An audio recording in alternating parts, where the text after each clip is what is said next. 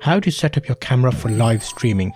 You're going to need a camera, you're going to need someone to show you all the steps, and most importantly, you're going to need some cables. So without any further ado, let's get into this. Hello and thanks for joining me. In this course, I'm going to help you to live stream with your gear. The whole idea here is I want you to be able to live stream with your photography gear for your next Zoom meeting, your next live stream. Even if you're doing some gaming, you want to stand out and make your live stream look epic compared to everybody else. I've got a setup here that I've been using for a number of years. Who am I? I live stream on Amazon Live, I live stream on Reddit, I live stream on LinkedIn Live, and have loads of content that I make around videos and live streaming. So I want to share my knowledge with you and give you some options to help you make the best of your next live streaming session. I'm aiming this at anybody who's interested in making a nice looking visual element of their show.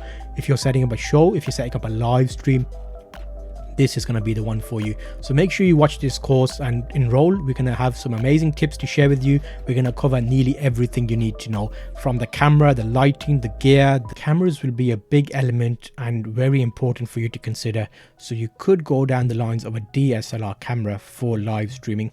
We can look at a couple of options and see what works well and what doesn't work well. So I would say if you're looking to do a professional setup, you can work from a webcam. So webcams do offer good quality these days, and you're going to be spending a couple of $100s easily on a webcam to get you some decent quality.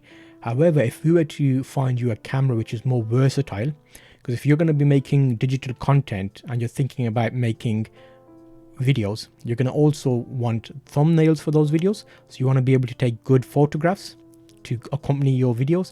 You want to maybe do additional videos that are trailers or built up to your actual live stream. This is one camera. I'll show you a few more cameras and then we can actually look at what would be good for you to give you an idea of live streaming cameras. So first we have a entry-level DSLR camera. So that's option number one. We've got a more professional DSLR camera here, slightly bigger with a more professional lens. We're going to talk about lenses and why you'd want a better lens in some situations. What will happen is you will notice if you want a more professional feel with depth of field and a nice sharp image with like a blurry background, a lens is what is going to achieve that with the DSLR camera, or a mirrorless camera, which is also an option. So there's two options there. We also have an action camera, which you can theoretically use for live streaming, and I will talk to you about that. So if you have certain types of action cameras, they can work for live streaming, so keep that in mind. And if you've got a budget, you're looking to have a cheaper option, that might be an interesting one to look at. However, most people will be familiar with webcams, so you can actually use a webcam for live streaming, which is what they're intended to be used for. So these are nice, easy options. Again, this will determine on the feel and look of your video that you want to achieve, which camera you end up going with. So I've given you a couple of options here to help you think about it. However, something we haven't covered, you can use a mobile phone. If you have a nice mobile phone, that will work well for live streaming as well. But it is all dependent on the type of feel of your final show or your live stream and what you're looking to do. If you want something with multiple cameras and something that's visually pleasing, we will be looking at additional options to help you. So let's have a look at some actual cameras and get a look at prices and budget. To help you along, we're going to look at some actual camera examples and prices. So finding the camera and the budgets around the cameras. You also get some valuable tips along the way of why certain cameras would be better than others. So as you know, we're going to concentrate on one camera today where we're going to set it up in a live streaming situation.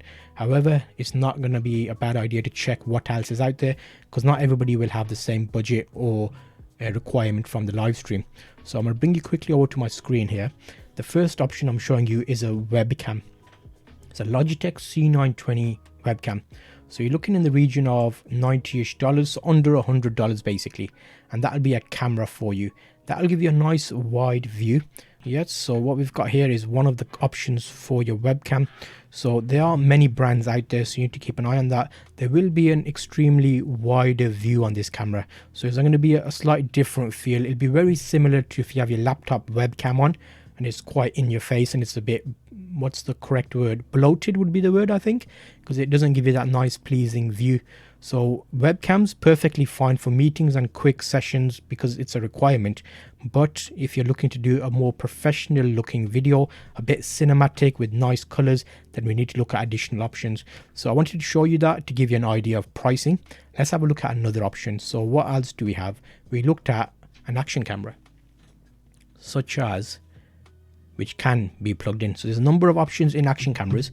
Some are available to be used as webcams and some are not. So that needs a bit of research. Let me show you a few examples of pricing. So we're looking at double the price now because we're going to look at something like the DJI Osmo as an option. And these are giving you ideas of pricings on cameras. So they're not going to necessarily be available for live streaming. You will need to do more research on that. That's one interesting thing. If you're using cameras such as action cameras that are designed more for video and action, and you're using them in multiple ways, it can still be done. I've done loads of videos and help videos about how to use an action camera for live streaming, and that's where I originally started. I used that for a number of years until I got to a point that there were slight things that made me worry about that. We'll talk about those in a later segment of why certain cameras will cause you issues if you're live streaming for longer periods of time, for example. But if you have short sessions, it should be perfectly fine. Now, next up, we've already looked at the DJI. We've also got a Hero 9 here. So GoPro allow you to live stream with their cameras, but you can see we're quickly getting into a higher budget here now. That's close to $400. So if you're looking at a cheap stream and you're looking at a budget option, you want to look at a webcam, maybe your existing mobile phone, or possibly an action camera. DSLRs, I think it's time we looked at some DSLRs. So let's bring up a few DSLRs for you now. So next up, because we're looking more closer at DSLR cameras, we're going to look at a few options. There's a mirrorless camera option. I'm going to show you two Canons that I have used and I've been interested in for live streaming. So let's bring you over to my screen. The first one here is a Canon M50 Mark II camera. This camera has a few extra options or few features which are quite handy for live streaming, so we'll talk about those. So price wise, you're looking at close to $700. That's an interesting option for a camera for live streaming. Now if you're looking at that camera, would you get what you want if you're looking at this type of quality? Yes, you will, but there's additional things to go alongside that, so we need to keep in mind your actual overall budget. It will incorporate lighting, leads. There's quite a bit that goes into it, but don't worry, we're going through each segment today, so we'll be fine. So that's option number one. I did not buy the Canon M50 Mark II. I recently upgraded from, well, recently I say, it's been about 2 months. I used to use this camera for live streaming and I've changed to this camera. And this camera I'm going to show you right now. And the reason why I bought this camera over the Canon M50 that I'm showing you today. Okay, so this camera is the one I bought. This is the Canon SL3, also known as a 250D. It's a great small option, lightweight camera with a flip out screen, and it offers the essentials you need for live streaming. What are the essentials? Ideally, you'd like a flip out screen so you can see yourself if you're filming yourself. In addition to that, you're going to look at things like, does it have a HDMI out, which is going to be essential. We're going to cover that in a later segment, so don't worry too much about that. HDMI out refers to a signal coming out of the camera. So if you have a HDMI out cable, such as that little section there, you plug a cable in and it allows you to see what the camera is showing on your computer for live streaming. So basically using it as a webcam. That's an interesting feature that we need to keep an eye on, as well as some cameras will not have a clean menu to come out. It might show you the recording sign, the battery logo, all those things. So we need to find cameras that don't show those menus. We want it to be clean, like you can see here. There's no overlaying menus on my live stream or video recording. And also we want auto focusing in live view, because if you're moving about, we don't want the camera to misfocus you. So what I mean by that is, if you refer to my name badge here, you'll see it's nice and sharp. And you'll notice there, as I moved away from the camera, that got blurry because the camera was following my face to make sure I was in focus. That's very important. So these two cameras that I've shown you today, the DSLR cameras, both offer that option. Lenses wise is the next thing to think about. So if you go down the DSLR camera, lenses are going to be very important. So let's look at some lenses. So now that we've started looking more seriously at cameras and we're looking at options, we're going to concentrate on one camera, which is currently a DSLR. So we talked about looking at the right lens for your camera, and we need to make sure that it will be compatible. So my camera is a Canon camera, and it will be an EF mount system, which you can see here. Now, the couple of cameras we looked at today, we also looked at the Canon M50 Mark II, which is the one I didn't buy, and that was because that is an EFM mount lens, so the lens will actually be different. So because I already own a lot of Canon lenses and have equipment that I would like to transfer to any new camera I buy, that was why I bought the SL3 250D from Canon, because that is also an EF mount lens. So that meant when I got the camera, I changed the lens to put this custom lens on. So this lens is a 1.4 50mm Canon lens, and this allows you to get a nice feel. It's very close to the human eye. So if you were actually here in front of me, this is how you would see me. So it gives you a nice perspective. Some lenses tend to distort the field of view. So what you're saying is not actually real. It's more pushed out or focused in, for example. So that's something to remember. With these lenses, they can be expensive. However, let's have a quick look at pricing on these lenses and see what would be a good option for them. So I've got the 50mm on screen, which I'll share with you now. So in this example, we're looking at close to $400 for a lens. This is the lens I have here, 50mm 1.4 lens. So this will allow you to get this type of video quality paired up with the camera. We are streaming and recording in 1080p, so that would be an option for you to use. At a later point, if we decide to go down the 4K route as things progress, we can change the camera if we wanted to and put this lens on the next camera. So we're actually investing in a longer future of making video. So if it's a long-term goal and you know you've got a couple of years ahead of you, then you want to plan for the future. So keep that in mind when you're setting up your gear. So that's lens one. However, how about if you don't want this look? Maybe you want a wider view. A lot of people like to have the camera quite close, and they like a really wide view to show more of their background if they're doing vlogging or they're outdoors possibly. There's another lens option. It's not from Canon, you'll be surprised to know. It's actually from Sigma. So Sigma make a great lens. It's a 18 to 35mm. So if you're not familiar with that, I have done a separate section talking about lenses and the millimeters and how to use the right one for your requirements. So I find the 50mm works well if I'm able to put my camera about 6 feet away from me. If you're in a constricted space and you don't have this kind of distance, you might want to get the camera closer to you, which is why you'll want a lens like this, which has 16 to 35mm. The numbers that are good to concentrate on here is the 1.8. So you'll notice on this 50mm, that is a 1.4 aperture lens. The lower that number, the better it will perform in lower light, and also it allows you to get that nice blurry background feel. So that's what that number refers to. There's a more complex way of explaining it, but I'll keep it simple. And that 1.4 will allow you to have a nice depth of field. The 1.8 would also be a good option. And that lens, you'll see the price, because it's more versatile, it's close to $736 roughly. So there's something to keep an eye on. Would you need that because you're restricted by space? You would need to buy that lens. So that's something to give you that nice feel in your video. So that's a couple of lenses to help you with your live streaming situation, and also a look at the cameras. Next up, we're going to be looking at the setting up of this. So how does it actually work? You've got your lens, you've got your camera. What's next? Let's start setting this up. So when you're going to start looking at the live stream element of this setup, we want to be able to power your camera for long enough for you to live stream and not worry about your battery power running out and your camera turning off in the middle of a live stream. What do we need for that? We need to be able to power your camera for longer, which is why these types of cameras allow additional options. So in this example, I'm showing you a DSLR camera. This is cross-transferable to most DSLR cameras that offer this, and you have your battery compartment here as such. And what we're going to need is something to power it for longer. So ideally we want to power this into a socket. So we're going to need a little upgrade, which I will show you on screen as well, so you know what I'm referring to. Let's bring that up for you. And it's basically called a power option. So you've got a dummy battery. This works by plugging in a dummy battery, making the camera think there's a battery inserted. However, it's actually going to be plugged into a socket and be powered. So you're going to not have to worry about your battery anymore.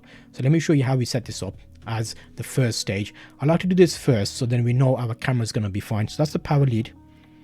Here is the adapting system, and then we have a little option here. So I'm going to get you a little close up on this so we can see exactly how this works. So each model of camera has its own battery size. That's something you need to search for and find the right one for your camera. You can simply search the make of your camera, for example, Canon SL3 dummy battery, and you'll get this. So this or an equivalent one for your camera. This has an option here. Instead of a battery, it's actually got a plug. You can see there. So we're going to plug this. It all comes in the kit, by the way. Some of these can be USB powered and some can be powered via a socket. So there we've got that set. So next up, we're going to flip our camera around. We're going to open up the battery compartment and we're going to slide in the battery, or the battery, dummy battery I should call it, just like that. Hopefully you're seeing this, and that clips in. And luckily you will see here on these cameras you actually have a little tab, so they are preempting you using these, and there you go, your cable has been inserted. So now that camera is actually wired in to be used. How does that look? There's a little wire hanging out, and then you will obviously plug it in to use for longer periods of time. So let me put that all up and you can see that there. Beautiful. So there is the power that will plug into here, and then that goes into our socket, and that camera is actually ready to be powered for indefinitely, basically. Well, I say indefinitely. I have live streamed with this camera set up for up to 3 hours and I've not had any issues. Now, something that will come into this is overheating and the camera being left on for too long. I want to cover this in this segment because we're looking at power. If you have a different environment where it's slightly hotter and warmer, you need to make sure your camera's got good circulation, and that will allow you to make sure the camera does not overheat. Based where I am, it doesn't get that hot, so I've never had that issue of getting overheating. However, some countries do get very hot, so possibly think about AC in your room and your environment to make sure it doesn't get too hot. And additional things that you can think about is making sure you leave the battery flap open, which allows the heat to be dissipated. Also, if you have a flip out screen, you can actually flip the screen out so it's more surface area to dissipate the heat. That's a few little tips for you as a bonus. So we've done the majority of the sections now where we've looked at everything. The camera is ready and it has got its continuous power system set up. The next thing we want to look at is starting to get the wiring element of the camera set up. So what is very important is finding the right cable for your need. This cable is not something that you would think you need, but you actually do need. Firstly, the camera that you have will have a few options. If I can show you this, you've got a little flap there, and then you'll have a few entry points. You can see here I've got an HDMI.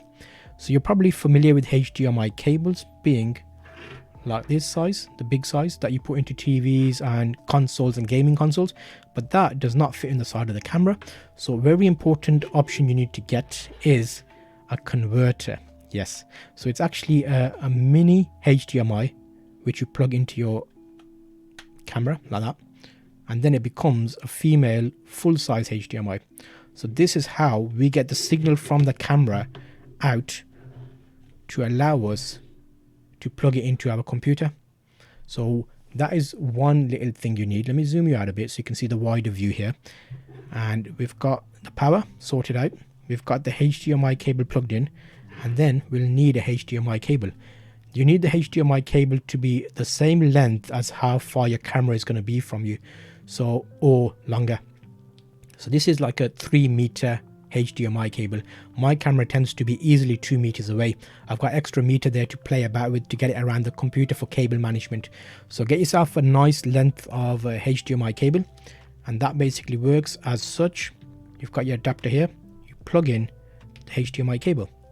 So the HDMI, I want to be a little bit more clear here because these can be confusing. What we've done, we've put a HDMI cable adapter into our camera, so the camera is going to be sending out a picture view via HDMI. That means there's a signal coming along this cable, and then we've got this adapter here which allows us to extend that to a longer distance with the HDMI cable. And next up we will look at extending that even further to our computer. So how do you plug a HDMI to your computer? Well, you need something to help you along the journey, and that would mean you need to buy a HDMI capture card. So this is designed to put in a HDMI into and then make it into a USB which your computer will recognize. So that's exactly what my setup is here. I'm using the same setup as I'm showing you. So that, let me show you that so you can see that plug-in. So as an example, I'm going to show you another HDMI capture card that can be used. And how it works is, you'll see in the back of the HDMI capture card, I'm going to plug in the cable. So the flow here is camera with the adapter from mini HDMI to large HDMI size over here. And the end of that cable is plugged into here.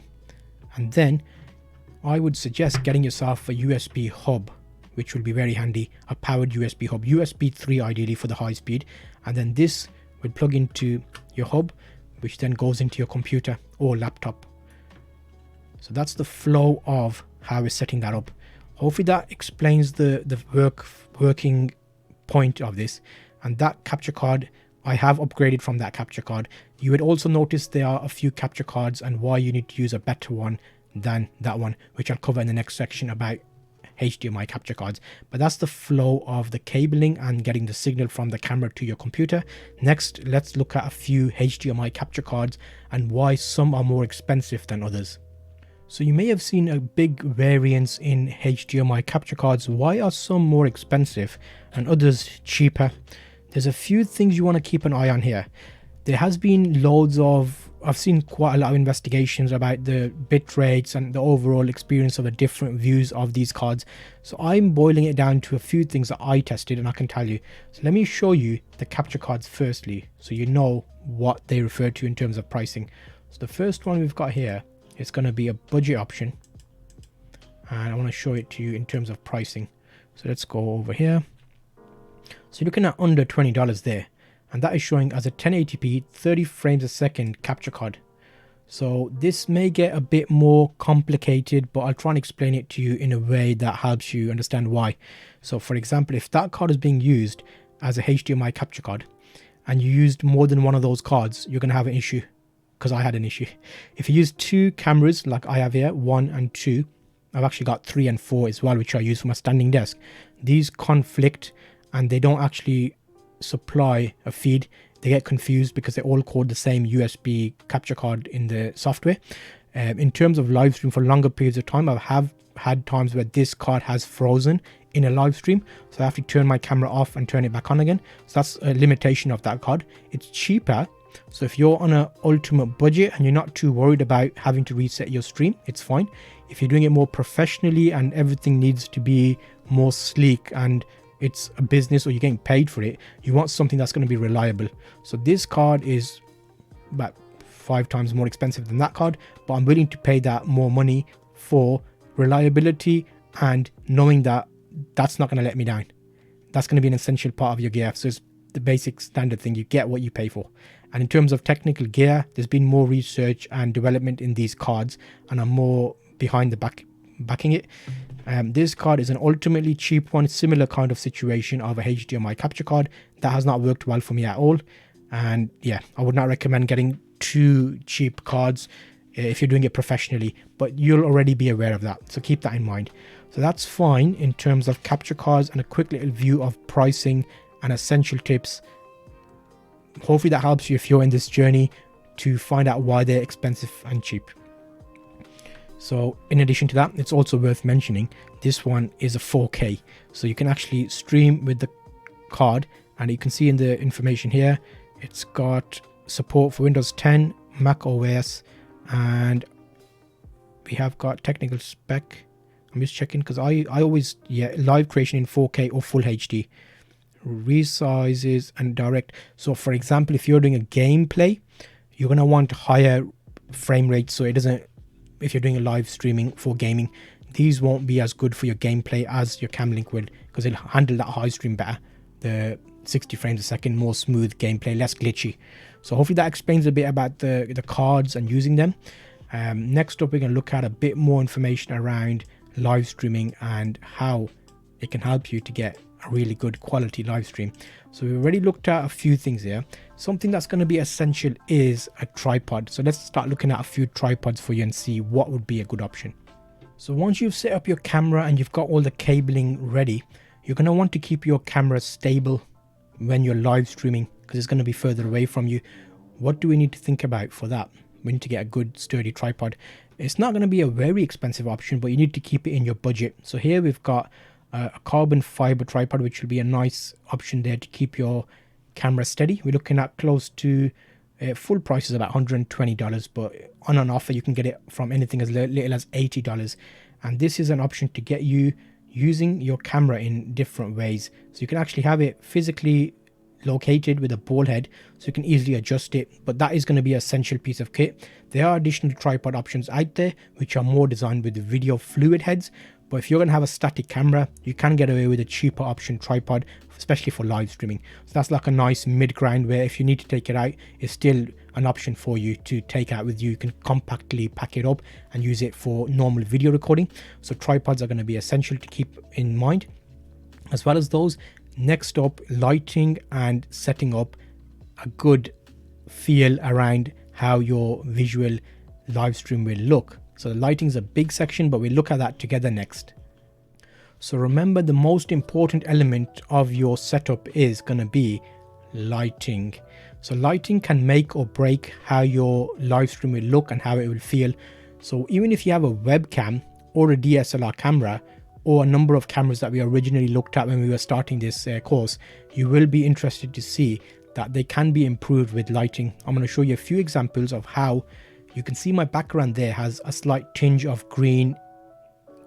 It's all backwards when you're recording. Green and pink, and that gives you a nice element of visual behind me. Without those lights, it will look a little bit more dull. So I'll show you a few examples of how the lights can affect what your camera looks like, so you'll see live examples of that. So if you have a location where you're sitting down, then you want to get a nice visual behind you possibly. But I can see just here that light is bouncing in an odd way on top of that. So let me adjust that. So see, just simply by moving it, it's giving you a nice watch. You'll see how that changed. So just that glare was reduced. So now your focus is going to be drawn more to me than my background. So all these little elements in your visual location will help. If you're sitting down, it's easier. If you're moving around in a live stream, you might look at wireless live streaming. There's options for wireless live streaming with their HDMI wireless cards and etc. But that's a separate segment. We can make that if that's something you're interested in. So yes, let's look at lighting. The first one we're going to look at is the easiest and cheapest option. If you want a bit of pop behind you, then you want to get yourself some LED strip lights which are controlled by a remote control basically, and you're looking at $25 to $30 for that. So that's option number one, to add a bit of background pop to you. However, when you go for a main key light, something that I use, I'll share with you so you can see the pricing and the light and how it works for you. So this one is going to be a 2-pack. We'll show you the 3-pack because that's the one I have. Okay, so if I bring it over to my screen. So that is a 3-pack lighting system that allows you to use the light with soft boxes and LED lighting. So you can see there, that gives you an idea of it. So I basically have one of those positioned at a 45-degree angle here, full power with a soft box on, and it bounces down on me and my desk. So one light is actually lighting the table as well as me because it bounces back up. Then in addition to that, you want some additional mood lighting. So you want a fill light, because you'll see here, if I turn this light off, you'll see that gets a little bit darker. If I put that back on, you've got a little bit of pop there, which allows me to stand out from my background. So that's very important in live streaming. If you're talking, you want to pop. In addition to that, I've got another light back here, just over there, which you probably can't see, behind my typewriter, and that gives that extra pop as well. So the actual green LED lights are the strip lights. I have a small light back here with a pink gel on, which makes that, and then I have a slight different ambient color here to give you that mix of colors to make it appear more in depth and more HD and more pleasing. So if you have the autofocus live streaming camera like I do, it will make sure that you're focused and sharp, which is essential. In addition to that, if you're not looking to spend a higher budget, you can look at cheaper lights. Let me show you a few of those. The difference here will be the more light you have, the lower settings you use in your camera, which makes your camera ISO performance better. The picture just appears better. You get less grain and less dots. You know, when it looks grainy or doesn't look right, the picture is not smooth. It's because you don't have enough light, basically. Let me show you the other one. And these are a few cheaper options in terms of lighting, just to give you an idea of pricing. They won't be as powerful as the other ones I showed you, but you're looking at under $50 for a set of 2. And in this scenario, you might have to position them a bit closer, and you want a key light and a fill light. So the main light will be shining on you and the fill will cover in any shadows that come up. So that helps you with the lighting situation. In addition to that, there's a nice few little add-ons where you can actually use. Let me show you a few which are really good for creating mood. So let me show you this one. So this light here, you can see it changes between colors. It's battery powered, it's nice and small. So like I do there, position them behind you to give you the extra pop. So that's covering lighting for you and giving you a few examples. Hopefully this is coming together nicely now. So we've covered a few subjects helping you get the live stream set up. Next up, I think we need to start looking at audio, how it sounds, because a lot of the times, if you don't have great video, audio being really nice and crisp and sharp at the right volume will be helpful. So let's start looking at audio next. So a big element of your live stream is going to be getting the right speaking, the right audio, the right vocals. If your video is nice and clear, excellent. But if your audio sounds very echoey or not very nice, then it's gonna be a bad experience. You want to match up or exceed your video quality with your audio, which is why I have a dedicated system for my audio. I'm going to show you a few options so you can see exactly what is good. I've got a couple of microphones that I'll show you as starter options. In addition to that, I'll show you a few more advanced options that I use and how audio makes a massive difference. So for example, I used to use a microphone which was plugged straight into my camera, a lapel mic, so you actually put it here. That was okay, wasn't a bad option, but until I heard the good audio that I use now, I wasn't aware of how bad my audio sounded. So I made a fair amount of videos, 300 plus videos earlier in my setups, and those were all using a certain setup. But now going forward, I can see the improvement, or I should say hear the improvement. So let's look at a couple of microphones. Microphones come in different variances. How I use my mic is I plug it into a mixing board, and that goes into my computer, and then I marry up the video and the audio to get a nice overall experience. You may not want to get that. You might want to just plug in a mic to your computer, which is where things like this would come into play. So you could even put a shotgun mic on top of your camera and point that towards yourself, and that will do your audio. Or alternatively, you can go off camera like I do and use a dedicated mic. So let me show you a couple of mic options here so you understand the pricing structure around mics, so you can build out your budget around what you're planning to do. So here I've got a decent option which I like very much. It's a Samsung Technologies Q2U microphone. It's XLR and also it's USB powered. So you'll see here you can actually use it via USB into your computer, and then if you come to a point that you want to upgrade, you can use an XLR. All that means is if you're totally new to this, USB power goes into your computer. XLR, you would need some sort of device to use that, which is where audio interfaces come in, or mixing boards. So you can basically plug in your XLR mic to your audio board, mixer board, and that makes it go to a USB. You get more options on a mixer board. You can make your voice sound slightly different. It's more mid, low and highs. So if you have a more of a squeaky voice or a really deep voice, you can use a mixer to find the best mix to make you sound good. So that's an option. Audio also, you'll notice here I have an arm. So you'll need to also buy, if you're sitting down, a microphone arm to keep your microphone steady, because if it's steady then it will sound a lot nicer than any handling noise. I also have a mic flag which has a logo on it, which is an option if you're going down the professional route to make it look more nice and like a show. That's something to think about. These are all options to help you with audio and microphones. So I think there is a nice setup. So we've got option 1, a dedicated microphone via USB. You could go down the route of a Boya microphone where it's attached on top of your camera. However, I have another option which will be a wireless miking system. So if you want to use a wireless mic, how would that look? Let me show you an example of that. The wireless mic option will be more interesting because you may be moving about and doing active things. So that would actually bring you into a whole new arena. So you've got here a wireless miking system. How it works is you have a separate unit here and also a receiver. So this would plug into your camera. Let me show you this. That unit will plug into your camera and this would go onto your lapel. You can also put a microphone into this. So you can basically clip it on like that and that'll become your microphone. And that looks quite nice and smart. And it avoids all this extra fuss. So you don't actually have to have any of the mixing board, the microphone, any of that. It's basically a system which plugs into your camera. And I won't lie, they do sound very good. It's not as good as this. This is like more radio podcast quality. This will be a bit more wider encompassing, so you'll hear more of the situation around you. But the lapel mic and this are very good options and they're worth the investment. You're looking at, let me show you a price for these so you've got an idea of what kind of pricing this would be costing you, so then you can tailor that to your needs. A lot of this is going to be hit and miss because I am live streaming to a wide variety of audiences. A lot of my things are sitting down shots, but you might have a different situation, so we need to give you enough options here to let you decide which one will be right for your situation. So let's have a look at that wireless mic next. So I brought up an example to show you the pricing on this. So this is a Hollyland Lark system. It's actually quite useful because you can have 2 people on there at the same time.